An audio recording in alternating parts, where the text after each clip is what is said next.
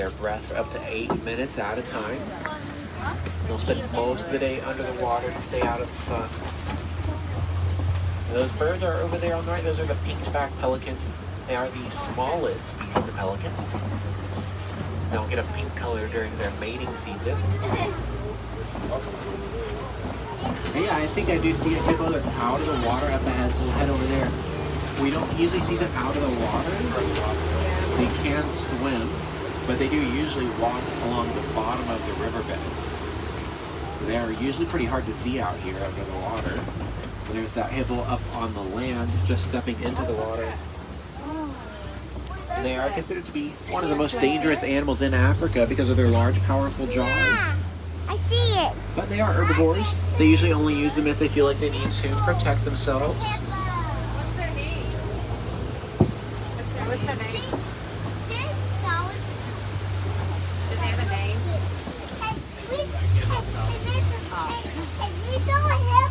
Oh, look at that. There on the left there, those Nile crocodiles. And they'll eat just about anything to get near the shore. But they do mostly eat fish. They can go for months at a time without having a full meal.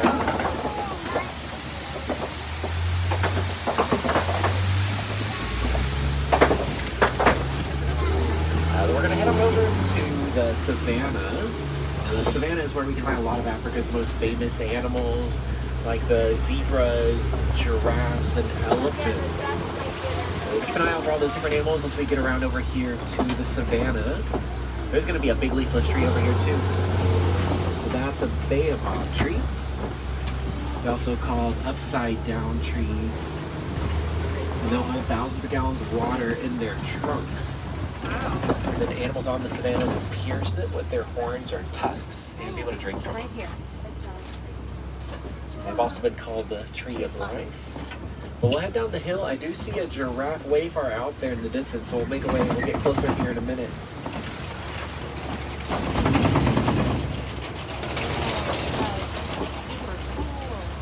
And the giraffe are the tallest animals in the world.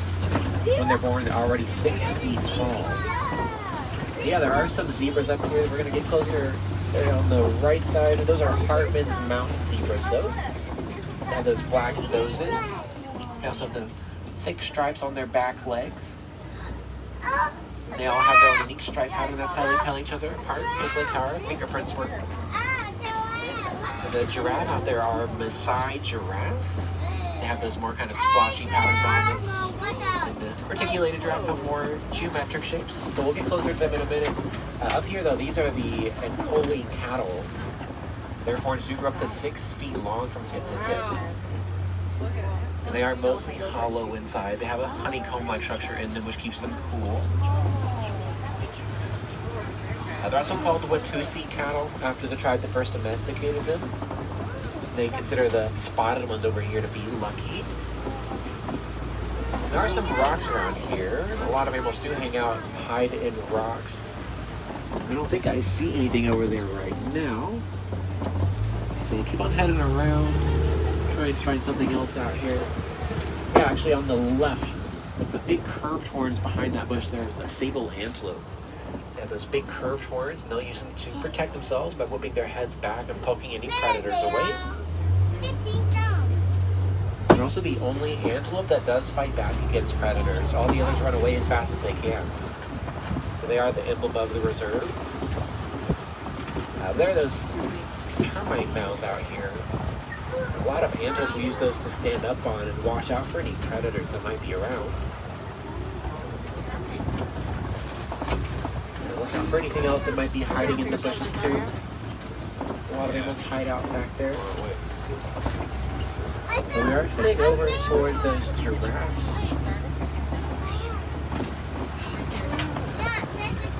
Now, the giraffe do have those long tongues to grasp onto the leaves from those trees out here to eat them. And they do eat almost all day long. Giraffes have multiple stomachs, just like cows do. So they eat pretty much all day. They are ruminants. But even though they do eat a lot, they only sleep for about 30 minutes every day. Usually in short 5-minute naps or less all throughout the day. That one's pretty close here on the right side. And then the smaller antelope over there is springbok. jump up to 6 feet high and 12 feet far. So they are really good at jumping.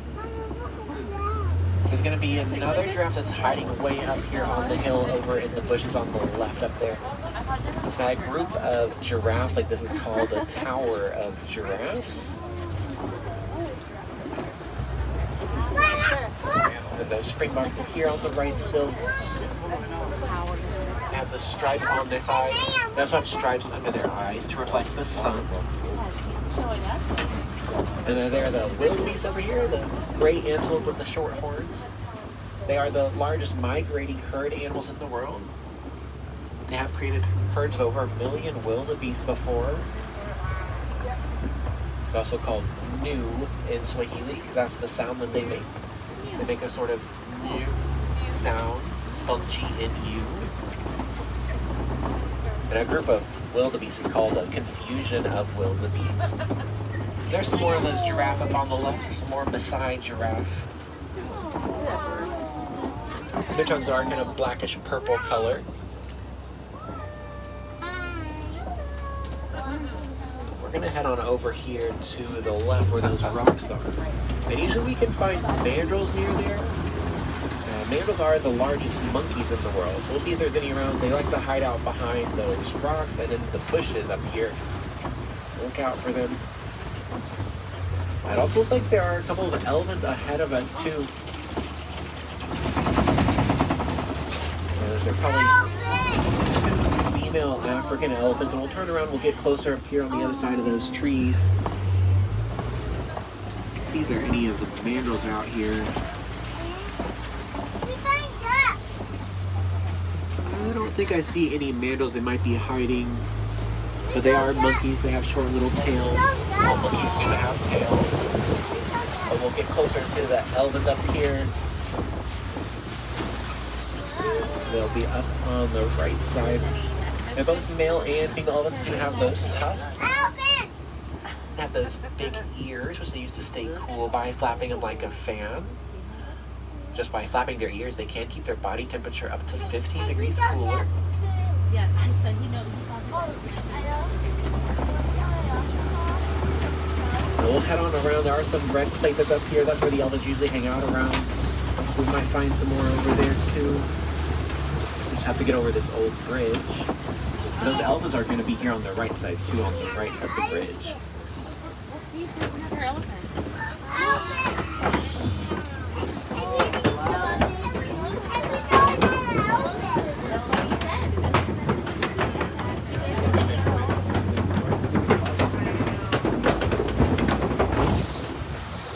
So here are those clay pits, and we do usually find the elephants out here because they do eat the clay for its minerals.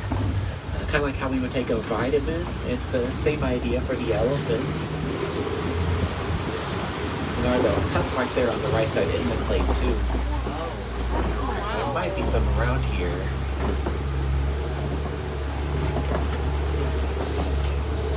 So the elephants back there were African elephants.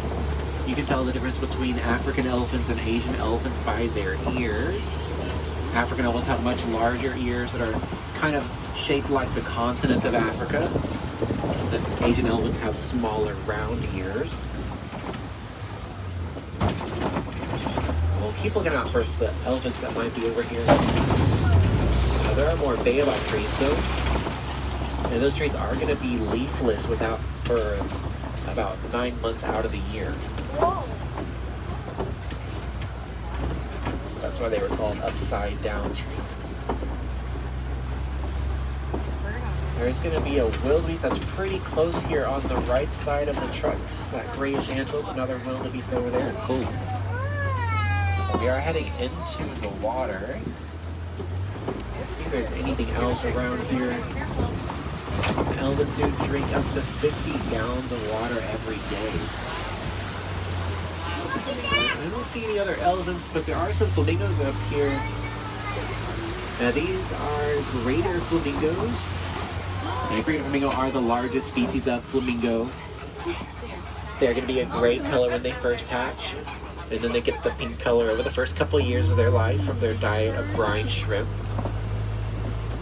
So it is the shrimp that give them a pink color. And they'll stick their heads under the water like that to filter out the shrimp with their beaks so they can eat them. Those are the palest flamingos. The Caribbean flamingos are the most bright and colorful. And a group of them is called the flamboyant flamingos.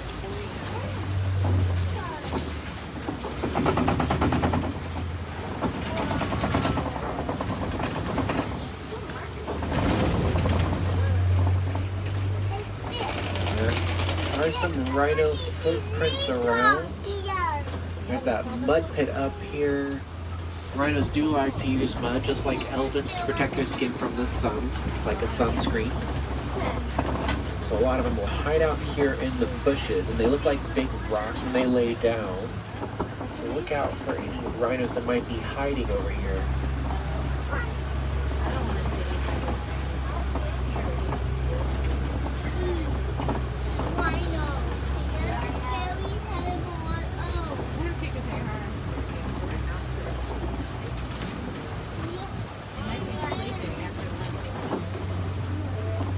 Way up on the left in that bush, there is a cheetah way back there. You can barely see it. They do have spots which help them to stay hidden like a camouflage. It's at the very top of that hill way back in the bushes. They are the fastest land animals in the world. They can reach speeds over 60 miles an hour.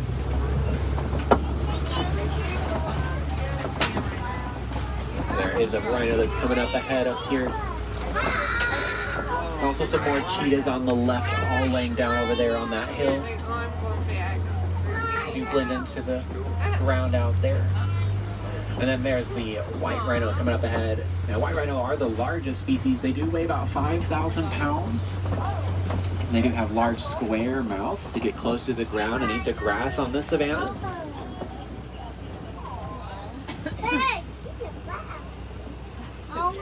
That group of them like that is called a crash of rhinos. Angie.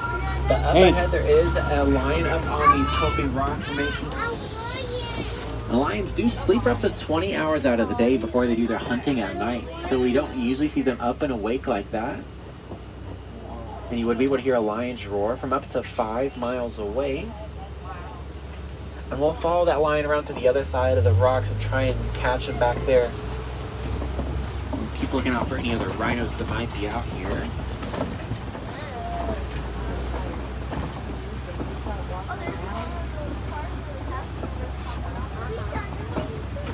If you weighed that mane on that male lion, his mane weighs around 40 pounds just by itself. And it looks like there's a female up there too.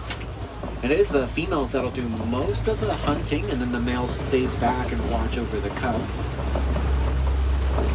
Both going to be up on the left. And the lioness is laying down over there. Look at that one. But if you saw a group of them, that is called a pride of lions. Hunting for food. Look at us. Oh no. But we'll head on around. There is a warthog burrow up here. Now warthogs do make burrows by using their front tusks to dig up the ground and make these burrows to hide and watch for predators. And there's some way back on the left behind those bushes. They're kind of hard to see back there. They do look like big hairy rocks.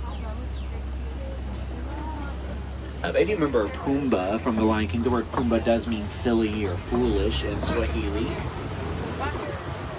There are some ostrich around here too. They're going to be on the right up there. There are a couple of female ostrich. Males have darker brown feathers, or darker black feathers. The females have those gray feathers. They are the largest birds in the world. They're also the fastest animal on 2 legs. They reach speeds over 45 miles an hour.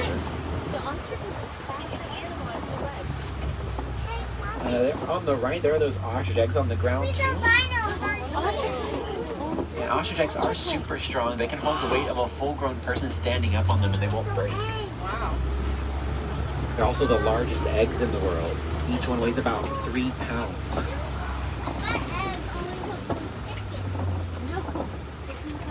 So we're heading over to the Vacay Glen next.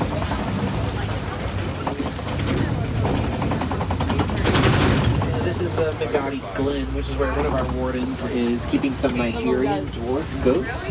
There's some all around camp up here and some more under the porch. But Nigerian dwarf goats will eat the grass and the undergrowth that a lot of animals won't eat. So they do help to keep grass nice and trimmed up. They also produce milk, which can be used to create a bunch of other dairy products with, like goat cheese. But these are all full-grown adult Nigerian dwarf goats, so they're not going to get much bigger than that. But we are heading out of the reserve and back towards the village. But we were able to see a bunch of those animals out there today. The rhinos, a couple lions, elephant, and giraffe. But if you want to see more animals out here, whenever we get over to the dock, go up and around to the Gorilla Falls Exploration Trail. It's a trail where you can find some animals we don't have on the reserve, like the gorillas, different monkeys, meerkats, naked mole rats, different reptiles. There's also an underwater viewing area of the hippos, and a bunch of other animals too.